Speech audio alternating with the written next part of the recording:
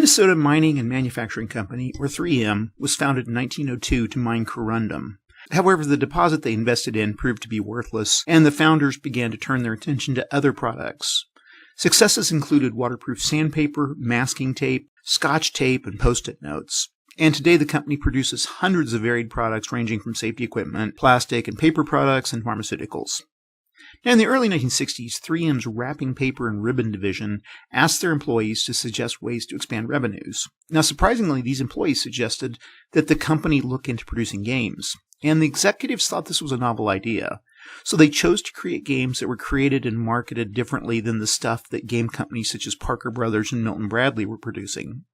Thus, they chose to produce a series of games aimed at an adult audience with quality components, simple rules, and more complex gameplay. To do this, they enlisted two game designers, Sid Saxon of Acquire fame and Alex Randolph, who designed Twixt, to add their designs to kick off this series of games.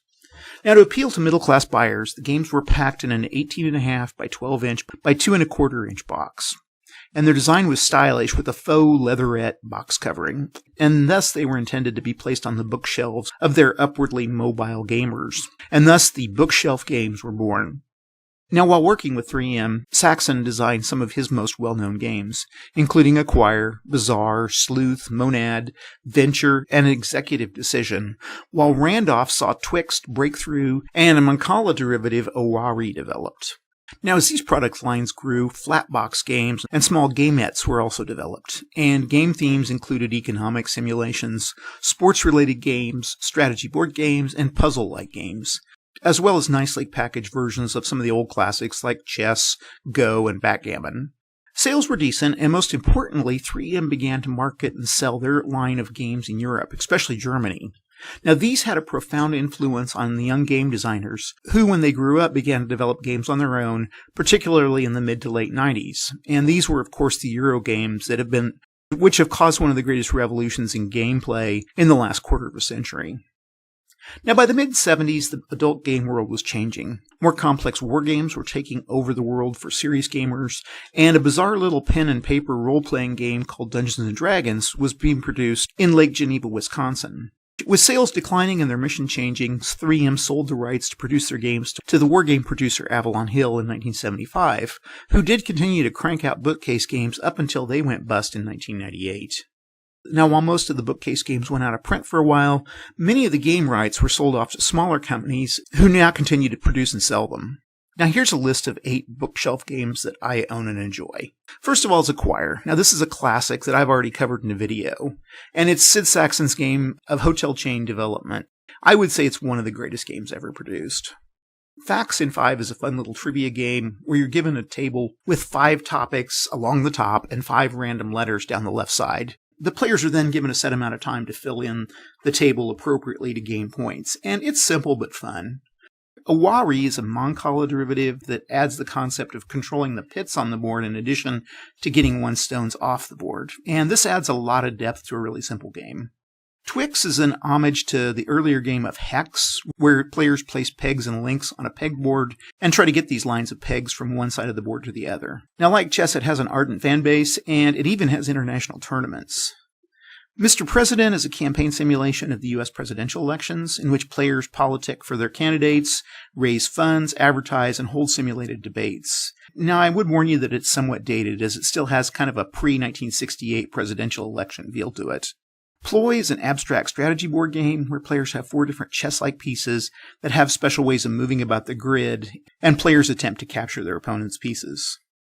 Also, Breakthrough is another abstract strategy game that derives from the Northern European TOEFL games like TOEFL, and it has a naval theme to it. One player's in the center of the board and has a gold fleet, which is encircled by a blockading silver fleet. And the goal for the gold side is to break through and reach the perimeter of the board. And silver has the task of destroying the gold fleet and capturing its flagship. And finally, Speed Circuit. Now, I think most of 3M's sports games were solid, if not particularly realistic. As a game, however, Speed Circuit, like Acquire, rises above the rest, and I would argue that it remains one of the best sports simulations around, and it's one of the few sports games that really rewards pure skill. Alrighty, this week's game is Feudal, and it was designed by Fred Buechler, and it was released by 3M Games in 1967. Now the game I'll show you today is played with 2 players. One player plays brown and one player plays blue. And in the 2-player game, one player sets up the board while the other player gets to move first. And this can be determined by consensus or a coin flip. And the board is set up with 4 different panels that can be arranged into a 2x2 square in any configuration that the first player wishes. The first player sets up the board, and then they place a divider across the middle so that neither player can see the other player's starting position. And each player starts with a castle, which covers 2 spaces, including a walled castle itself, as well as a castle green. They also have an army consisting of 2 knights, 2 sergeants, 1 squire, 1 archer, and 4 pikemen, as well as royalty that consists of a king, a duke, and a prince. And the board consists of 3 types of terrain: clear, rough, and mountain. Now all units can be placed on and travel through clear terrain. Foot units can cross and end movement on rough terrain, while mounted units cannot enter rough squares, and no unit can enter a mountain square. Now the diagonal points between mountains and or rough squares are considered valleys, and units may cross these if they're able to make diagonal movement. Now the castle piece can be placed on any terrain, including rough and mountainous squares, and once positioned the castle can't be moved during the rest of the game. And the castle green is the only entrance to or exit from the castle. Now it's important to note that archers and squires are the only pieces that are not to be positioned in or enter their own castles. However, they can be placed or moved into the castle green of enemy castles. Now play begins with the player who did not set the board going first, and both players can move any or all of their pieces during their turn, and they must move at least 1 piece. Now each piece is allowed only 1 move per turn, and also has a specific movement pattern that it can follow. The king can move 1 or 2 hexes horizontally, vertically, or diagonally. The 3 mounted men, which are the prince, the duke, and the knight, can move any number of spaces horizontally, vertically, or diagonally. And mounted men may not move onto or across rough terrain. Sergeants can move up to 12 spaces diagonally, or 1 space horizontally or vertically. Pikemen are just the opposite. They can move up to 12 spaces horizontally or vertically, or 1 space diagonally.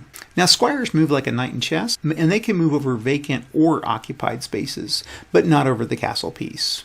And the archer can move up to 3 spaces horizontally, vertically, or diagonally, or it can shoot the first enemy in a line of fire up to 3 spaces away, horizontally, vertically, or diagonally. But it can't move into a space vacated by an enemy. And they may shoot over their own men, but however they can't shoot over mountains or castles. They can shoot from or across the castle green. Now when moving to slay an enemy, the attacker, except the archer, can move into an enemy-occupied space, at which point the slain enemy is removed from the board and the victor occupies that space. Now to cross the castle green, or to leave or enter the castle, a piece has to stop at the castle green and wait until their next turn to leave it. Now note that the squire's move make it impossible for them to enter the enemy's castle from the green. The game ends when the opponent's castle is captured, or when their royalty have all been slain. Now to capture a castle, the invader has to gain entrance through and stop on the castle green, and from the green they can enter the castle on their next move and win the game. Alrighty, this is a pretty quick little game, but we'll get it set up. Now I'm going to assume that we'll just arbitrarily make blue the first player to move, and so brown will be setting up, I guess. I'll also warn you I'm not a great player at this game, so if you're looking for, I'm really here to just kind of give you guys a kind of an example of how the thing's played. So never been really this, and like things like chess type games I'm always kind of struggled with. I don't know whether it's a spatial thing or what, but we'll just use all 4 different setup tiles and we'll finish, and I will get brown started. Now the one thing about this, I'm going to log out just a little bit here. This is where you can see this is where the 4 different tiles meet here. And I'm going to set the front line up at least 1 back so I can kind of simulate these being hidden. So let's go ahead and set up blue first, or won't really matter. I'm looking for a good spot where they can be protected and as much as possible the castle green, so that'll only give me 2 entrances, so that's a pretty good one. And I'm going to put my king back here. I'll keep my various royal units back where they can, and then my archer always the important archer here. We'll have 4 pikemen, and we'll just put those 1, 2, 3, and 4, and then my 2 sergeants, try to set them up so they're protecting a little bit.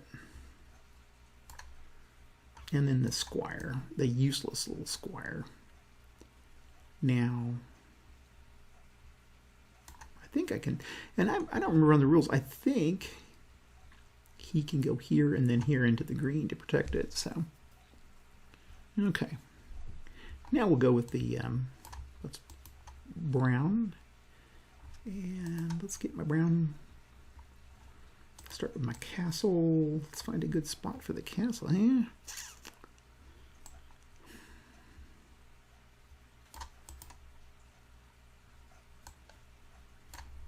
How about right over here? We'll make it, that looks like a pretty good spot. We'll put my king down here, and put my princes here. My duke I'll put over here, and I'll put my 2 knights. I'll put one on the end and one on the end here. And my archer, 4 pikemen.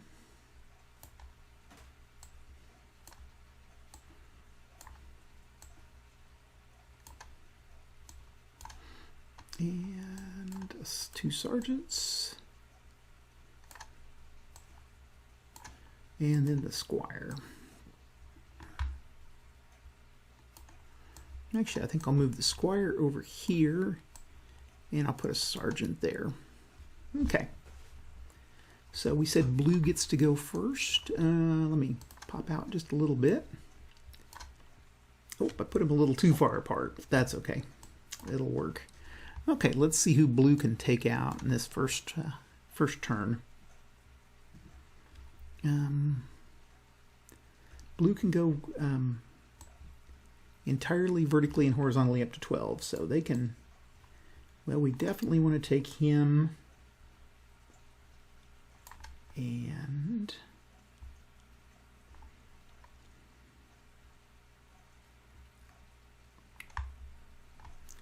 the sergeant can take out a sergeant. Now, I don't know if this is like chess where you have to take a piece or not. Oh, he's losing the all-important archer. Definitely want to take that guy out. We'll take this guy out. Okay, now we can go through and move pieces. Let's unmove him and unmove him. Now,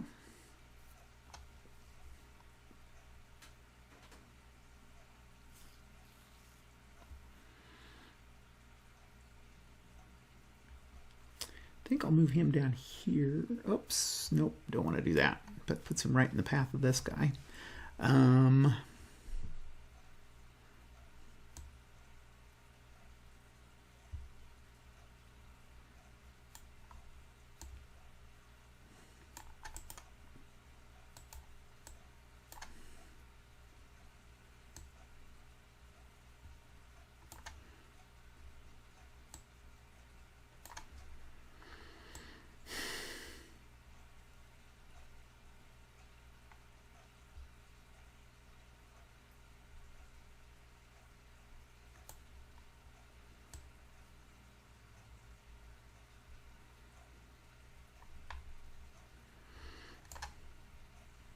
Okay, I think I've moved all of blue, so we'll take that off. Now brown gets to go, finally, and we will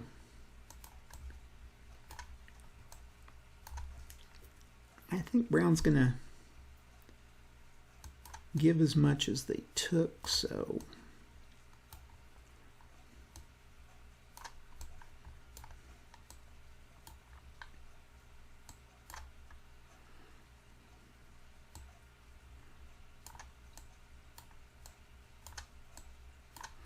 okay, Brown had pretty easy goings. They lost quite a few in the first round, so not saying a lot. It's kind of trying to think my way through this as best I can. Like I say, I'm not a great chess player. If you want somebody that's easy to beat at chess, that would be me. Okay, blue.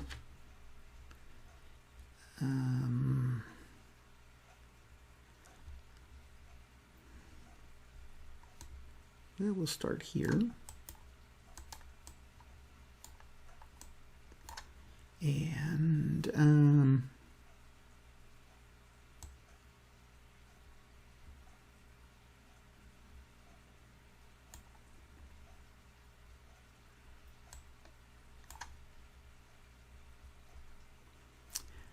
oh, he can't. Probably want to move out of that.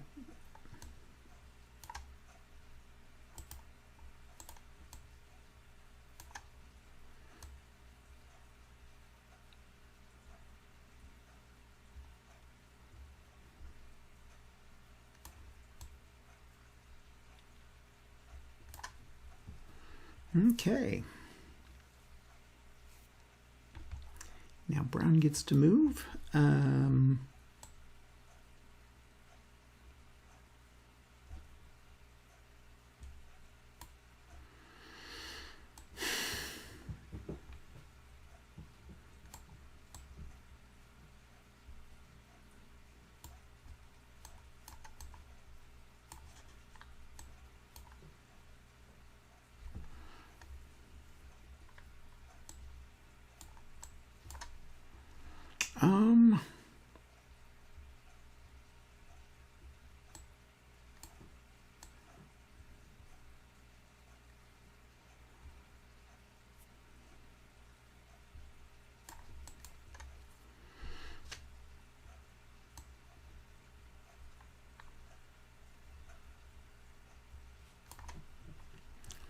Okay, brown's moved. We'll go with blue's move.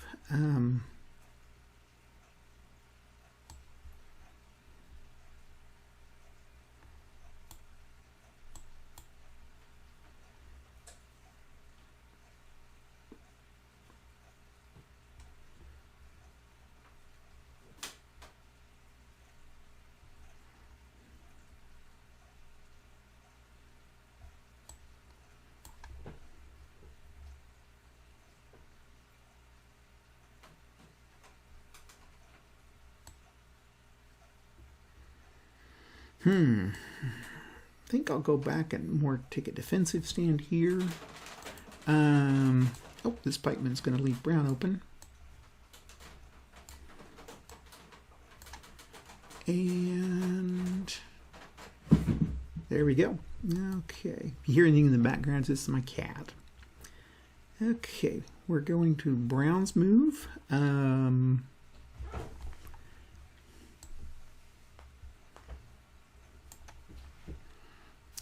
Pikeman here. And oh, this pikeman, I think he's 1, 2, 3, 4, 5, 6, 7. 1, 2, 3, 4, 5, 6, 7, 8, 9, 10, 11, 12. That's perfect. Okay.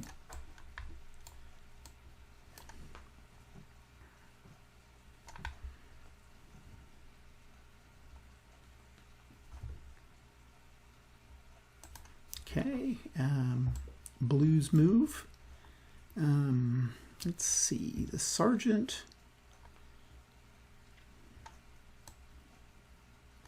Can't go any further, so we're going to have to go in there.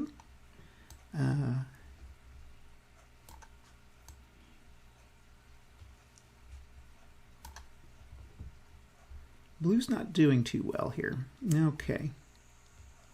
Blue's move. Okay, brown's move. I think it's going to be end game for blue. Brown's going to move his pikeman.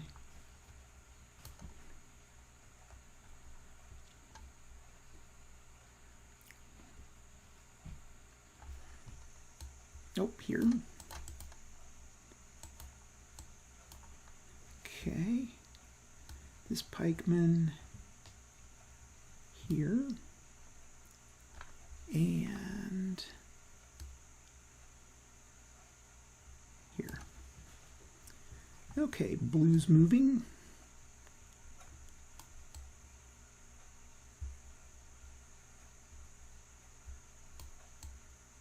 Here.